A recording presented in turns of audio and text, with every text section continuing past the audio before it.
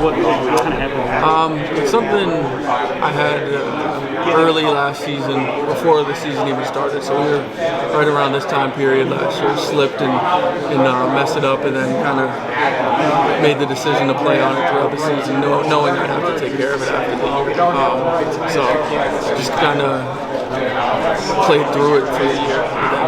Got it as soon as our season was over. I think a week after the Final Four ended, I got the surgery. I've just been rehabbing it since then. So where you at health-wise? Do you feel fully recovered? I guess we're almost there. Yeah, I think I'm pretty close to 100%. I've been practicing since early September, and working back into the rhythm.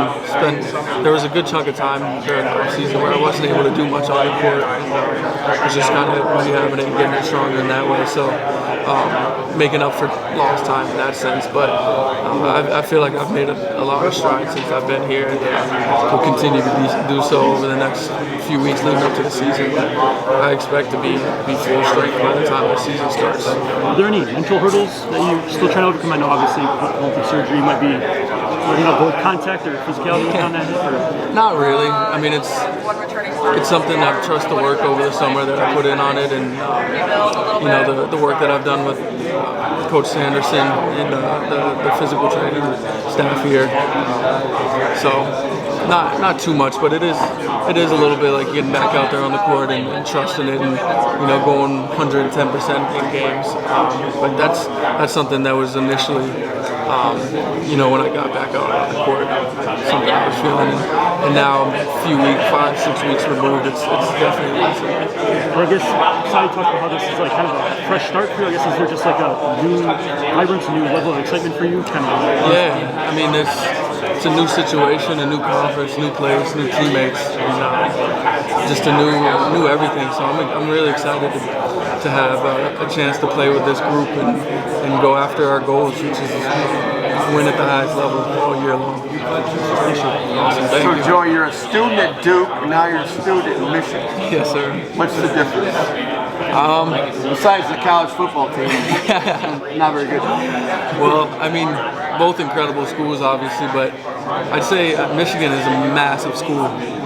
You feel it just driving around campus. The whole city is intertwined with the college. So it's just the size. Yeah, I think the size is the biggest thing. How about the student body? What's different? Duke versus Michigan. I haven't got a good enough taste yet to be able to answer that, but I'm excited during the season and over the next couple of months to get intertwined, get into the Michigan community a little bit more. Coach Howard was talking at our presser at the opening about you coming off an injury of some sort, and he's resting you today and the shoot around and things like that. How do you feel health-wise?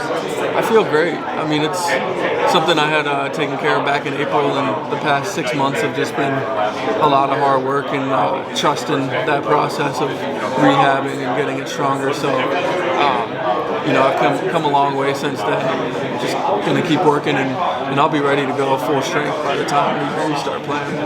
So last year's Michigan team was void of consistent perimeter shooting. And when they signed you, that was what, Joey Baker's coming. He'll fill that void. How much pressure is there? I don't feel it as pressure. I mean, it's an opportunity for me to do what I think I do best, which is space the floor and knock down shots. So, we have some really good passers. Hunter's been, he's really. I was talking earlier. He's got 1 or 2 passes a day in practice where you're like a big man shouldn't be able to make that play. Take your head off if you're not looking. Yeah, exactly. So that'll be fun to play with, and then we've got players across the board that can make plays and are really unselfish. So I'm excited to be able to play with this group.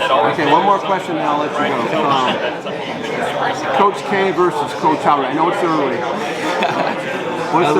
Give me some differences in their style and maybe some likes between them. Yeah, I mean, I love them both. I learned so much from Coach over 4 years with him at Duke, and then my 3-4 months here in Michigan have been incredible learning from Coach Howard. But their attention to detail is something that stood out. They both really dive into the details of how you're running a certain set, and it's stuff that otherwise most people would just not even notice it, but their attention to detail and how that impacts winning. And it goes a long way. It's something that I've noticed that they both have. Appreciate that. Thank you. Thanks so much. Yeah, no problem.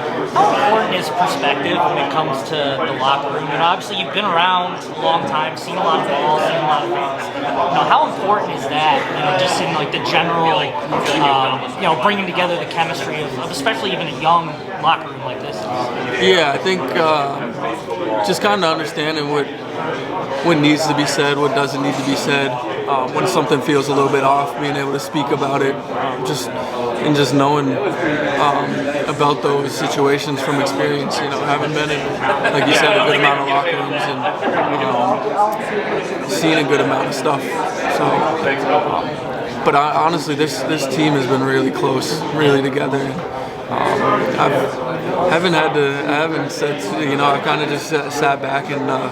Hunt and T. Will and Jace have done an incredible job leading us, and so I'll chat with guys on the side, but for the most part, I've been kind of just enjoying being in a situation where it's not really needed too much right now. How would you describe your leadership skills? Is it something that you've taken bits and pieces of people you've been around, whether it's a coach or players, or you kind of just do your own thing, be the Joey Baker that you are? Yeah, I think you learn from other people, having been around a lot of really good leaders, and you learn from them and see how they operate. But ultimately, it has to be your own style. It has to be authentic, and I think for me, it's mostly just trying to set a good example, do the right things on the court, off the court,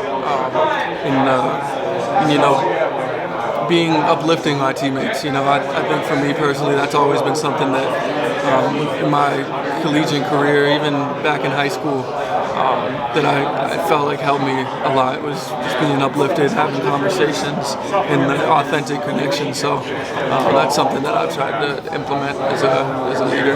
Yeah, so you mentioned authentic, and obviously it's not an easy situation to come into the locker room. Yeah. And they talk about, everyone talks about kind of how close everyone is. How easy was it for you to be authentic? Because I'm sure it's hard for someone to come in and try to pretend to fit in, but for how easy was it to be your authentic self? It was seamless. I came in and I felt like I had known the guys for a while. Didn't take too long. Obviously you spend a lot of time with the guys and you get closer, but from the moment I stepped in the locker room, they were like this is our group. Let's do it. And it was amazing just to have that connection with the guys pretty easily. Didn't have any. Our locker room has been incredible. There's no tension between anyone, which sometimes, it's a high-level program. That can be the case. Everyone's been great. Thanks, Joey. Thank you so much.